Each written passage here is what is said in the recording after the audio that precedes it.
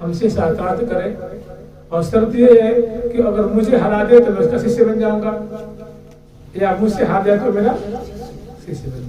तो इनके पीछे सैकड़ों हजारों पंडित, विश्व विजय पंडित की जय हो, जिंदाबाद जिंदाबाद करते हुए झंडा पताका ध्वजा, और जिस राज्य में जाते बड़े बड़े राजा महाराजा का स्वागत करते थे। और राजा विद्या व्यसनी हुआ करते थे, शास्त्रार्थ में बड़े बड़े सुंदर मंच बनवाते थे, सभा मंडल तैयार करते थे और सुंदर विषयों की चर्चा होती थी। ये अब का समय नहीं है। देखिए, आप लोग से हम बात पूछेंगे, एक समय था, आज से 500 वर्ष पहले, 600 वर्ष पहले, कि अधिकांश संत महात्मा ग्रंथ रचना करते थे संस्कृत में। किसमें करते थे? आज किसी को संस्कृत का ABCD नहीं याद है। बड़े बड़े पंडित हैं, विद्वान हैं, साधु हैं, महात्मा हैं, ऐसी मतलब ऐसा कली का प्रकोप है कि किसी को शास्त्र में रुचि नहीं है। तो भला वो क्या शास्त्रार्थ करेंगे? अभी बताइए, करेंगे क्या वो?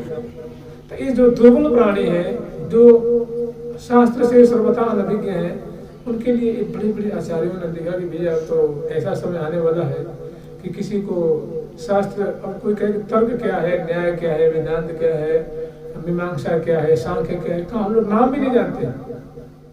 और उस पर कोई आके तर्क प्रश्न रख दे तो हम क्या मुख हो जाएंगे, क्योंकि अब शास्त्रों में अभिरुचि लोगों की नहीं रही।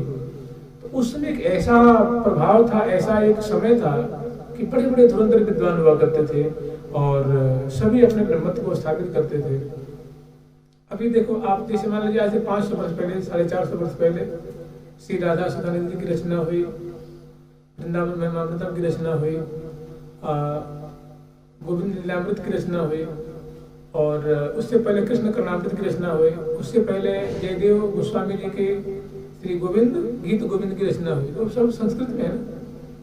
लेकिन अभी 150 वर्ष में सुना है क्या कि किसने संस्कृत में 500 श्लोकों की रचना की हो?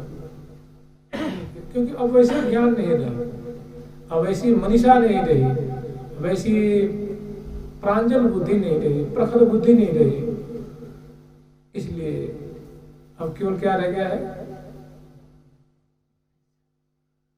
नामेव परमागति, नामेव परमागति, नामेव परमागति, नास्तेव नास्तेव नास्तेव गतिर्मथा। कोई, क्योंकि वैदुष्य है ही नहीं तो क्या साक्षात करेंगे।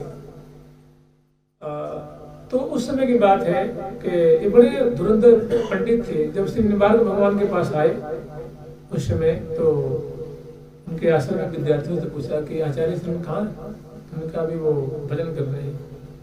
तो चूंकि संत महात्मा जब भजन करते हैं मौन रहते हैं, तो मौन थे। जहाँ आए और तुरंत उन्होंने कहा कि महाराज हम, माने उनके जो शिष्यगण थे उनकी बात नहीं माने। वो इतना अहंकार था, इतना वो अभिमान था कि वो उन्होंने कहा कि आप यहाँ बैठिए। बैठे नहीं, सीधे उनके पास ही पहुंच गए और तुरंत संस्कृत में लगे वार्ता करने कि मुकम माँ भवतो शास्त्रार्थम करो तो मया शास्त्रार्थम करो। तो आप यहाँ बहुत संस्कृत तो कुछ नहीं बोले। तो उन्होंने क्या कहा कि लगता है कि आप मौन धारण कर रखे हैं, आपको कुछ आता जाता है नहीं, इसलिए मौन का बहाना ले लिया, ऐसे नहीं चलेगा।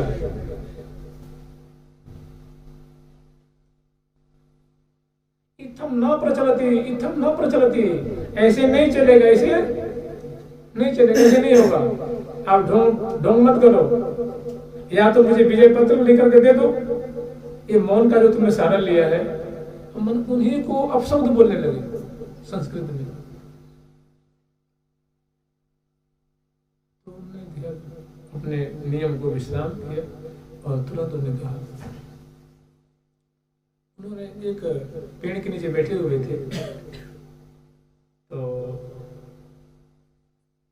उन्होंने कहा हाँ आप अपना परिचय दीजिए। उन्होंने अपना परिचय बताया कि मेरा नाम विद्यानिधि है, मैंने ये दिशाओं को विजय फतेह करके मैं यहाँ आया हूँ, और मैंने आपका नाम सुना था कि इसलिए ब्रजमंडल में एक कोई निम्बादित्य नाम के कोई आचार्य हैं, आप वैष्णवाचार्य हैं, मैं शाक्त हूँ। आपने कहा कि मैं शाक्त हूँ और हमने पूरे विश्व पे विजय पताका फहरा देनी है, बस एक आप ही शेष रह गए हैं। आप अगर हमें विजय पताका लिख के दे देते हैं तो मैं विजय पत्र देते हैं तो मैं पूरी तरह से विश्व विजयी कहलाऊंगा। बस या तो आप शास्त्रार्थ करिए या तो सीधे सीधे लेकर के दे दीजिए। तो उन्होंने उनसे शास्त्रार्थ किया, ठीक है। महाराज जी सामने आमने सामने बैठे तो वो क्या देख रहे हैं, शास्त्रार्थ में दूर की बात है।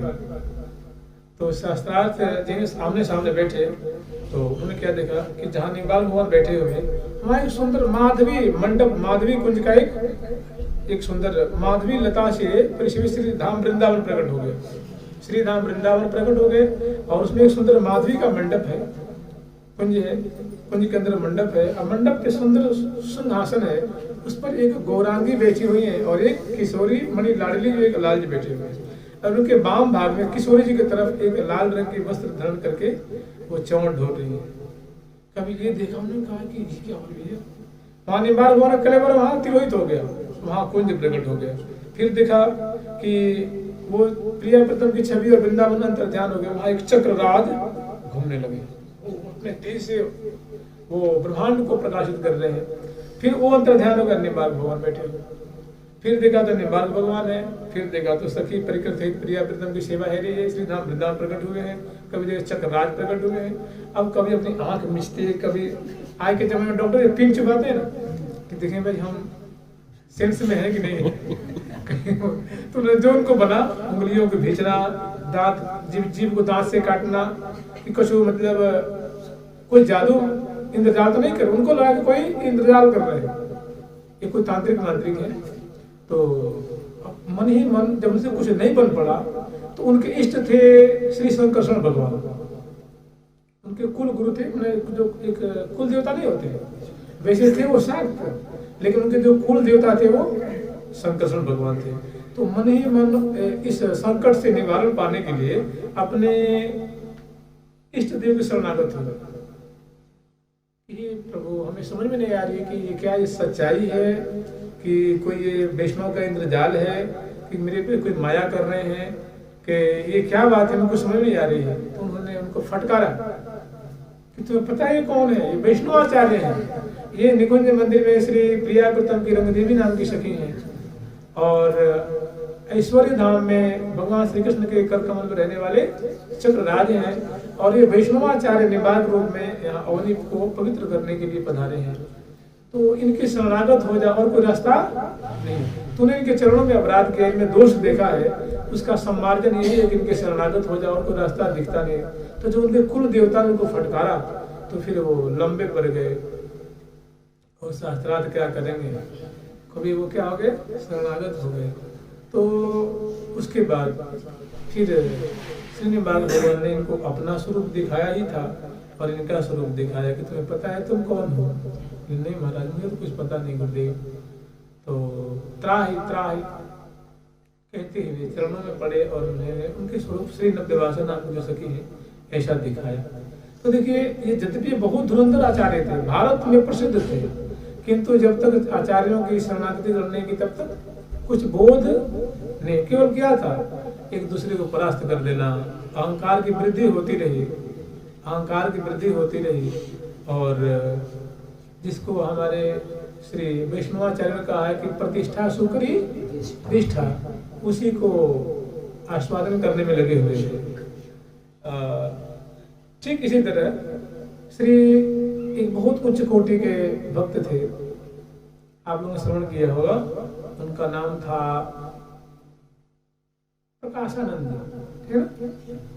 वो बहुत बड़े विद्वान थे और सिद्ध थे। स्वामी हरदास जी महाराज के शरण में आए तो उनके पास ऐसी सिद्धाई थे कि स्वामी जी का नाम सुना था, दर्शन करने आए तो श्री धाम वृंदावन में जहाँ स्वामी जी मोरों को दाना चुमा रहे थे तो वहीं पे इतना अहंकार था कि उनके सामने जाने में उनको लगता था कि मेरा अहंकार गल जाएगा। तो जहाँ स्वामी जी मोर चुमा रहे थे वहीं पे कभी अजगर बन जाते थे। तो कह रही भैया, उनको बड़ा दुख हुआ था, अपने शिष्य को बुलाए स्वामी जी, देखो एक अजगर देख रहे हो, ये एक सिद्ध कोई ये महात्मा है और देखो मनुष्य में इनको शांति नहीं, तब अजगर बन के डोल रहे हैं। मनुष्य बनकर अब सांप बनने के लिए तैयार है। फिर कुछ ही में झट वो सिंह बन जाते थे, गुर्र गुर्र करते थे, तो मोर बेचारे भाग जाते थे। तो कभी देखो तो कछुआ बन जाते थे, कभी दिव्य देवता का रूप धारण कर लेते थे, कभी कुछ। तो स्वामी ने कहा, स्वामी जी बहुत दया है कि महाराज बताओ, मनुष्य बनकर के तो लोग कम से कम ऊपर जाते तो बढ़िया रहता है, देवता बनते, कोई शिव जी गण बनते तो बढ़िया होता है। अब बताओ मनुष्य होकर के सांप बन रहे हैं, सिंह बन रहे हैं और मुझे डरा रहे हो।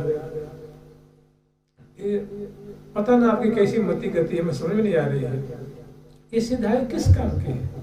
फिर कभी मोर बन गए, मोर बन करके और पंख को फैलाते हुए, जो स्वामी जिसको दाना चुना रहे थे मोरों को, उसमें मिल करके दाना चुनने लगे। दाना स्वामी जी कर कमर से दाना चुनते ही एकदम चरणों में, फिर छठ वो मोर के रूप को त्याग दिया और अपने रूप में, जो संत रूप में थे ना, त्यागी रूप में थे, तपस्वी रूप में वो प्रकट किया और चरणों में प्रणिपात के महाराज त्राहि माम, स्वामी जी त्राहि माम, रक्ष माम, रक्ष माम, शरणागतम करो तू, शरणागतम करो तू, शरणागतम, मुझे शरण कर, अपने शरण कर लीजिए, अपना सेवक बना लीजिए, मैंने आपका स्वरूप देखा।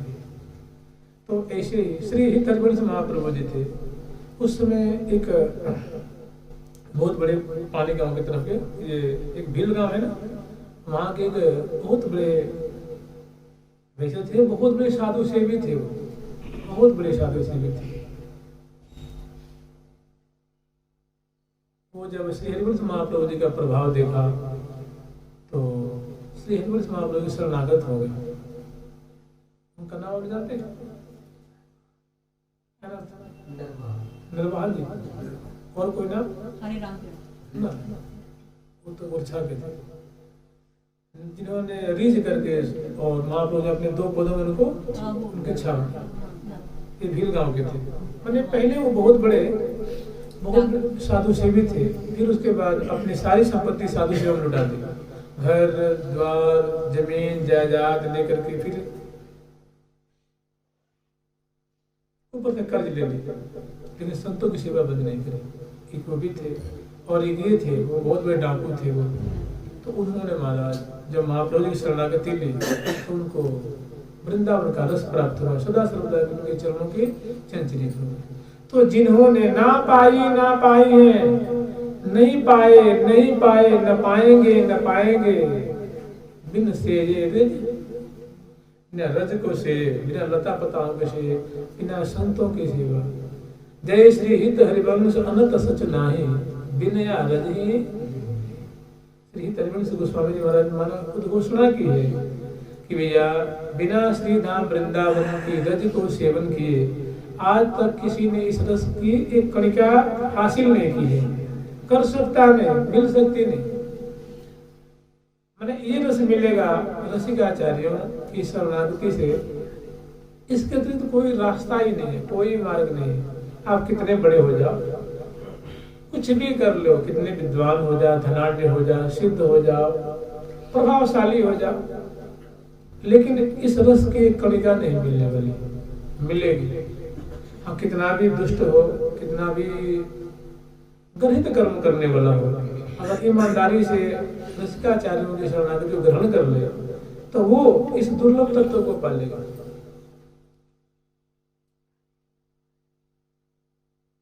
अन्यथा बड़ा दुरूह है, बहुत दुरूह है।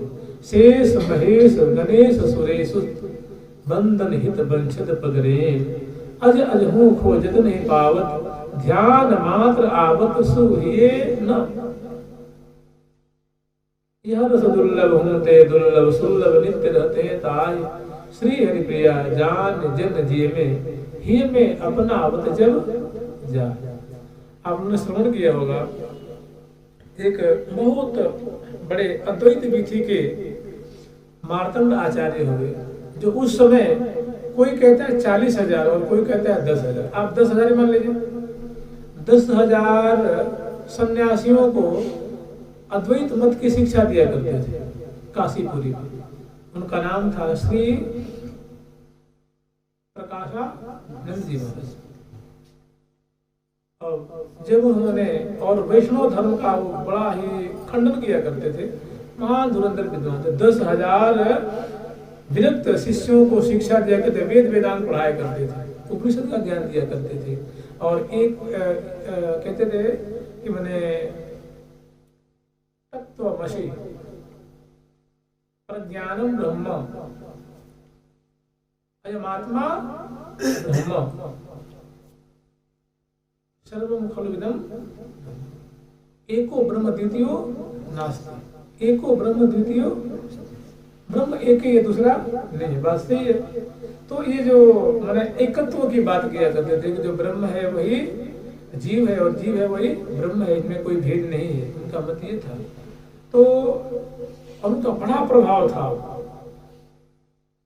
सामान्य वैष्णव को तो वो कुछ यहाँ तक गुरु आदि परंपरा सबकी निंदा कर दिया करते थे, लेकिन जब श्री कृष्ण चैतन्य महाप्रभु को उन्होंने दर्शन किया तो महाराज सारा दंड कमंडल फेंक दिया और उनके सामने हरे कृष्ण कृष्ण कृष्ण हरे हरे, हरे राम राम राम हरे हरे। फिर उनकी कृपा से उन्होंने सिर पे हाथ रखा तो अपना स्वरूप दिखाया, उनका स्वरूप दिखाया और कहा कि हे श्रीपाद, अब आप श्री धाम वृंदावन के लिए पधारे। और आपने श्री धाम वृंदावन का दर्शन किया है, वहाँ स्वरूप दर्शन किया है, अब जहाँ वृंदावन वास करो और श्री धाम वृंदावन की जो गुणावली है, महिमा है, उनका गान करो और रज का सेवन करो, रसिकों का संग करो। तो श्री चैतन्य महाप्रभु के दर्शन से उनका जो एक विशेष आग्रह था, उनका जो दुराग्रह था वो नष्ट हो गया और रस के समुद्र में अवगाहन करने लगे और महान रसिक हुए, जिसके लिए श्री हरिराम व्यास जी महाराज ने लिखा है, प्रबोधानंद से तो थोड़े ऐसे रसिक बड़े गिनती के हुए। श्री हरिराम व्यास जी ने कही है कि श्री प्रबोधानंद से भक्त बड़े थोड़े हुए, बहुत कम हुए। तो ऐसे महापुरुष बड़े अपने समय के उद्भट विद्वान हुए, प्रखर वैदुष्य से समन्वित हुए, महान सिद्ध हुए और बड़े वेद पारगामी हुए, किंतु श्री धाम वृंदावन के रस से सर्वथा वंचित रहे। जब ऐसे महानुभावों को उन पर कृपा हुई तब जाकर उनको रस का एक कणिका मिला और फिर सदा सर्वदा के लिए वृंदावन में अपने को उन्होंने डाल दिया, सदा सर्वदा के लिए वृंदावन के ही हो गए। और जब उन्होंने अपना स्वरूप देखा, आखिर दिखाया किसने? इन संतों ने, आचार्यों ने देखा कि देख तू कौन है और क्या कर रहा है भैया। श्री हरिराम व्यास जी महाराज जी जैसे विद्वान कहाँ, राजगुरु थे। और देखिए वो कहते हैं जहां तक धन की बात है, इतने धनाढ्य थे कि लक्ष्मी जी की ऐसी उन पे मेहर थी, ऐसी कृपा थी, लेकिन उस धन को चाहते नहीं, उब गए थे सोने चांदी हीरे जवाहरात से। तो एक बहुत बड़े 3 बार जुलूस निकाला उन्होंने, जुलूस समझते हैं, और लक्ष्मी जी की जो प्रतिमा थी सोने की, उस प्रतिमा को गधे पे बैठाया, जूते की माला पहनाई और क्या क्या क्या, मैंने एक तो अपमान नहीं करते हैं, इसे अपमान करके कहा कि हे देवी तुम हमारे नगर से चली जाओ, हमारे नगर से चली जाओ। कहते हैं कि श्री हरिराम व्यास जी महाराज जी के जो घर की जो बहुएं थी, बेटियां थी, वो जब स्त्रीगण नहाती है ना तो एड़ी घिसती है ना, अपनी एड़ी को नहीं घिसती है यूं यूं करके, तो वो एक मन घिस जाता सोना उसमें। इतने नौकर चाकर आदि है, मैंने उनको एड़ी को घिसने के लिए पत्थर के पटिया नहीं हुआ करते थे, सोने के हुआ करते।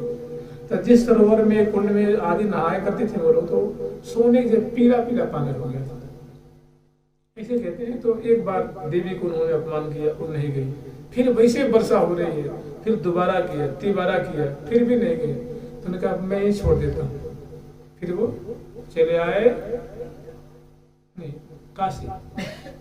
काशी में रह के, फिर उनका जो एक व्यसन था शास्त्रार्थ करना, फिर वहाँ भगवान शंकर जी ने उनको आदेश दिया कि हे श्री राम व्यास जी, आप तो बड़े विद्वान हैं, हमारे एक प्रश्न का जवाब दीजिए ना। तो उन्होंने दिया, कथा बहुत लंबी है, हमें थोड़ी सी मतलब है, थोड़ी सी मात्र मतलब है। उन्होंने कहा क्या आपने शास्त्रों का अध्ययन किया है? बोला कि हाँ महाराज, यथामति मैंने अध्ययन तो किया है, तो आपने विद्या का सार क्या निकाला, विद्या का सार क्या होता है?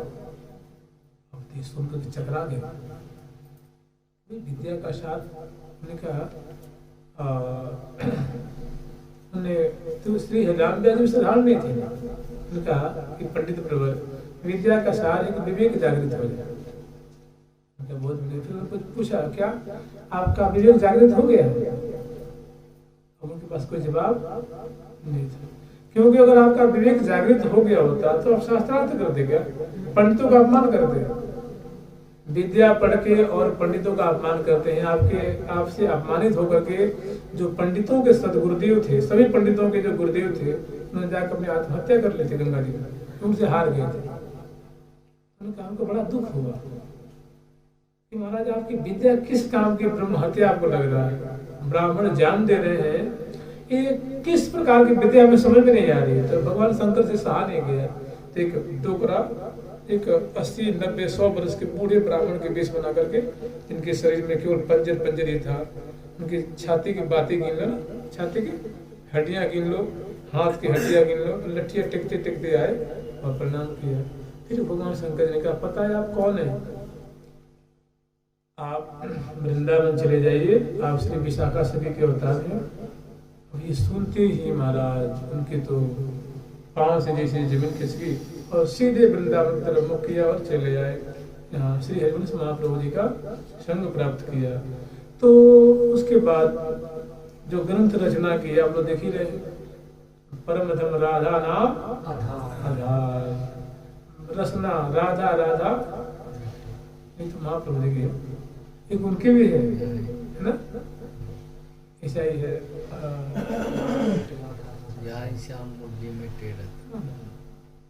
चलो छोड़ो इसको, ऐसे ही है वो। क्या आनंद, क्या बरसानो, क्या नंदगाम, लगी रट राधा राधा नाम, लगी रट राधा राधा नाम। तो बड़ा सुंदर रचना की है। तो ऐसे ऐसे धुरंधर महापंडित हुए, विद्वान हुए, लेकिन जब तक इन कृतिकाचार्यों के चरणों की धूल को मस्तक पे नहीं लगाया, तब तक बावरे जैसे अपराध करते रहे, प्रसिद्धि की सूखे सीठी को चाटते रहे, आस्वादन करते रहे, मन का मैल नहीं गया, अपना स्वरूप नहीं दिखा। आज जब ऐसे ऐसे धुरंधर आचार्यों के शरणागत हुए, तो ऐसे डूबे कि डूबा प्रेम सिंधु को हमने कभी नहीं उछलते देखा, कभी नहीं उछलते देखा। जुगल सरकार की, लाडली लाल की। हम लोग स्मरण कर रहे थे बसंत ऋतु का कुछ प्रसंग, आज तो समय इसी में चला गया। हम लोग स्मरण किए थे श्री सुदेवी जी की बसंत की माधुरी।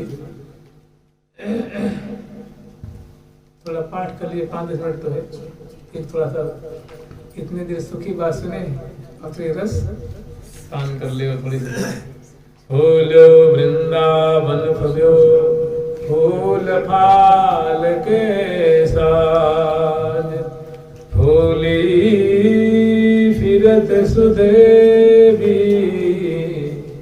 रतिराज उछब के काज।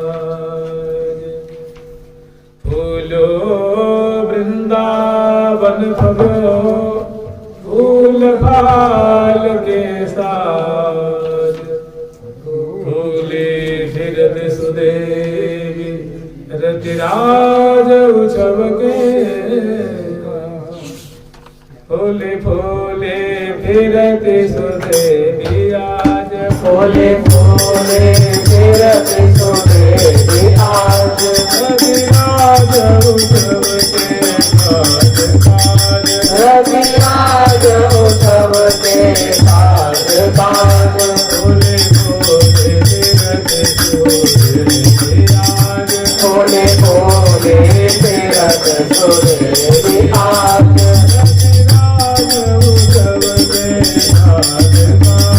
रतिराज उछब के काज काज। फूले फूले काज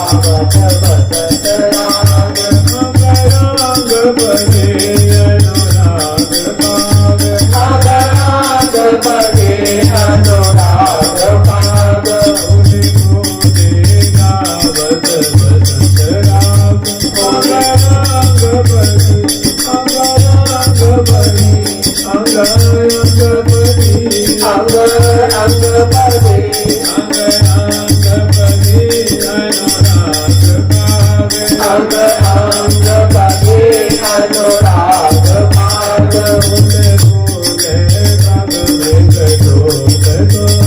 बोले बोले खग मृग डोल डोल कभी